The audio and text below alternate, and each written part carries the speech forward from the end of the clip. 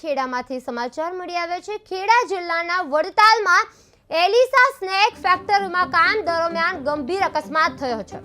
Goods loading કરતી વખતે lift તૂટી પડતા 22 વર્ષીય કામદાર કમલેશ મનુભાઈ પરમારનું મોત થયું હતું। ઘટનાની જાણ થતાં નડિયાદ સિવિલ હોસ્પિટલ ખાતે કામદારોનું ટોળું ઉમટી પડ્યું હતું।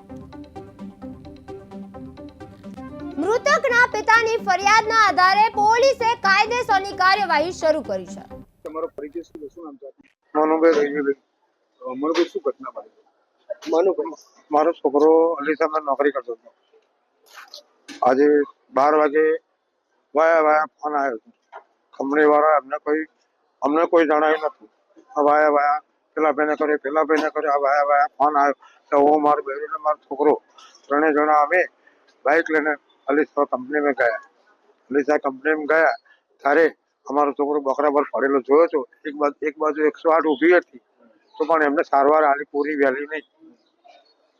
ફરી અમે જેને કહું તો અમે અમારી જે 108 હતી અમે લઈને અમે મેડિકલમાં આવ્યા। છોકરાને ઘટના શું છોકરાને શું થયું? છોકરાને માથાના ઉપર વાગેલું છે અને છોકરો હાલ ઓફ થઈ ગયેલું છે। કંપનીમાં કામ શું કરતો હતો? એ માલનું સામાન આગો પાછો કરતો હતો। તમને શું લાગે છે શું ઘટના બની?